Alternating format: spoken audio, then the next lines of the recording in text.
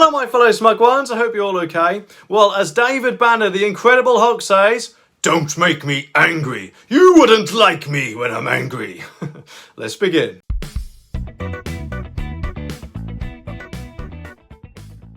Okay, this story is from The Sun and it says, "Fuming Boris Johnson's threatened to sack Rishi Sunak over fears Chancellor was plotting behind his back. The PM went apocalyptic when he thought his Chancellor had been secretly manoeuvring behind his back, it was said." Well, to be honest, I can understand. I wouldn't exactly like someone manoeuvring behind my back. Anyway, and it actually makes you wonder who's running the country sometimes, doesn't it? Because, quite often nowadays, it just seems like the Prime Minister is just a mouthpiece for the government rather than an actual decision maker, doesn't it? Although it does say there were fears, so he really needs to get some sort of actual evidence first.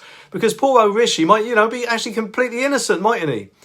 Mr Johnson's frustration boiled over when he learned of a leaked letter by Mr Sunak. Warning travel restrictions would damage the economy. Downing Street aides who were present said the PM went effing tonto. Must have been interesting to see. He demanded, "Where is Rishi? I need to speak to Rishi." An insider said he told officials, "I've been thinking about it. Maybe it's time we looked at Rishi as the next Secretary of State for Health."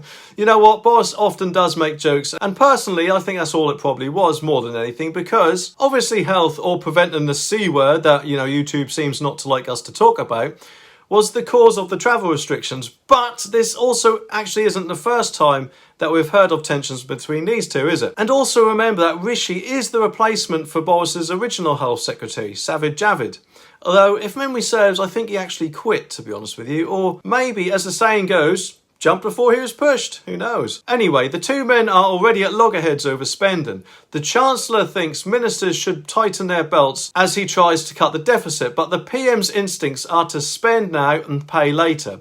And I think that nearly every Chancellor would probably say that, wouldn't they? Because saving money for the economy obviously makes them look like they're doing a good job, doesn't it? And I think he has done quite a good job in general, to be honest with you. Treasury sources say Mr Sunak is in despair over big projects he has announced without costing them first. They include a £10 billion to reform social care and a new national flagship whose price tag has almost doubled to £250 million. So far, with the whole situation we've all been finding ourselves in, it has reportedly cost around £400 billion.